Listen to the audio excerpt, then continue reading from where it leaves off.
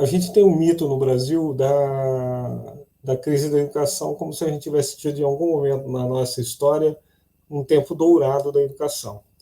Se houve um tempo dourado na educação, é porque era uma educação de elite para poucos, que os nossos pais e os nossos avós não tiveram acesso.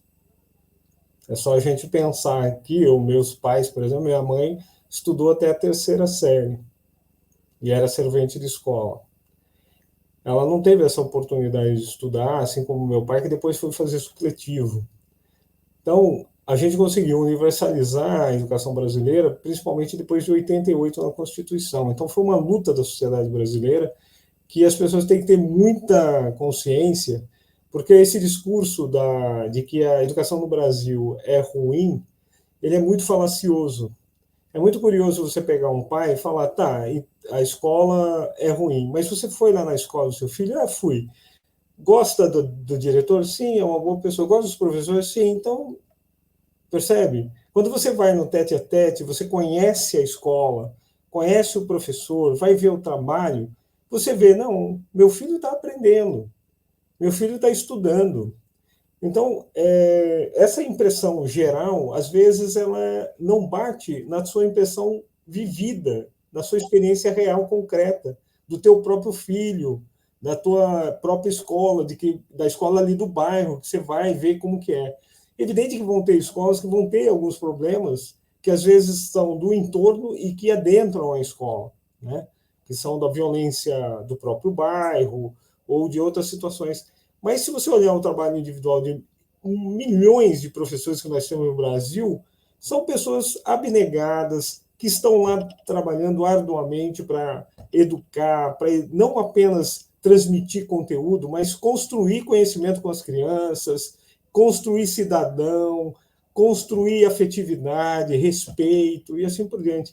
Então, a gente tem um corpo de professores que é um.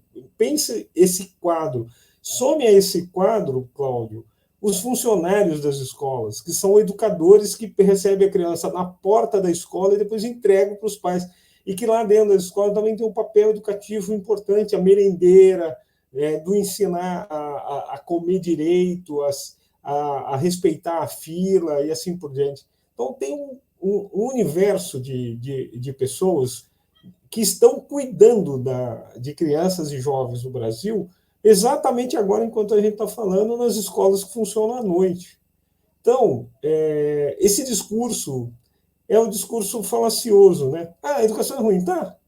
A saúde no Brasil é ruim. Se não fosse o SUS, imagina o que teria sido a pandemia. Não teríamos 700 mil mortos. Teríamos mais de 1 milhão. E quem é que estava lá na linha de frente? Enfermeiros, auxiliares de enfermagem, maqueiros, motoristas de ambulância. Então, assim, cuidado, né? A primeira coisa que eu falaria para os pais é cuidado. Segundo, cuidado com essas coisas generalizantes, com essas frases de efeito gerais, assim, que principalmente Nicolas e outras figuras gostam de esparramar. São mensagens de ódio, né? Que visam apenas desqualificar e atribuir a eles a capacidade de ter razão sobre tudo, né?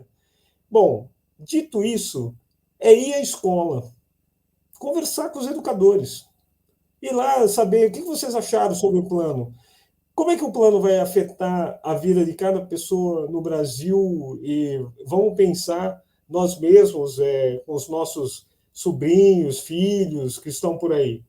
Vai afetar da seguinte forma: eu quero um plano que assegure, sim, educação infantil. Que mãe que não trabalha não gostaria de ter, não o seu filho numa creche que foi adaptada numa casa no fundo de quintal, mas numa creche de verdade, uma creche pública, como são as creches feitas pelas prefeituras, com prédio, com condições, inclusive com mobiliário adequado ao tamanho das crianças, com alimentação adequada, com hora do soninho e assim por diante. É disso que se trata. Então, quando está falando de Plano Nacional de Educação, está falando para a família brasileira, para a pessoa que é trabalhadora, que não tem onde deixar o seu filho na hora que vai para o trabalho, ou tem que sair correndo que nem louco para poder pegar, porque ele sai, liberam a criança às 5 horas da tarde, que é isso que se trata. Se trata de oferecer essa educação para depois ele poder entrar numa escola técnica, e não ser uma escola técnica que tem um laboratório de informática sucateado, mas um laboratório que tem internet de alta velocidade e tem bom equipamento, que tenha robótica e que não seja apenas um Lego fantasmagórico, mas uma coisa efetivamente instrutiva. Ou seja, quando a gente está falando em Plano Nacional de Educação e está falando de educação pública, está dizendo, você não precisa pagar por isso, porque é um direito seu, você já paga. Como você falou lá atrás, Cláudio, nós já pagamos isso. Está pago, o brasileiro paga para ter essa educação de qualidade. Cumpre dever de um bom gestor investir pesadamente em educação, ele visitar a escola, conhecer os seus professores, conhecer o seu corpo técnico. É disso que se trata. E a população não ficar olhando de fora a escola e jogando pedra. É ir lá participar da gestão, ir lá colaborar. Eu fui diretor de escola e eu tinha pais que vinham e falavam para mim, pô, eu posso ajudar em alguma coisa aqui? Eu sou pedreiro. Ah, eu preciso sim, eu preciso que alguém vá lá e veja, faça um arrimo no muro, porque eu estou achando que não está legal. E o pai ia lá e fazia. Isso é uma coisa que eu estou explorando a população, ou eu tenho que largar a mão e deixar só para o Estado? Não, é o meu filho que está lá dentro daquela escola.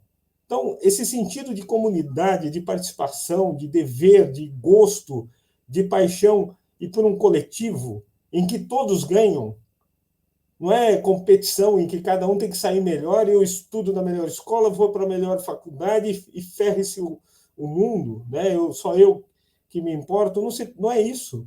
É uma educação que acolhe todo mundo e que faz todo mundo se sentir melhor, chegar a lugares melhores, alcançar níveis melhores de conhecimento, alcançar salários melhores, alcançar outras oportunidades, a poder falar outra língua, a poder desenvolver a arte. É isso que se trata.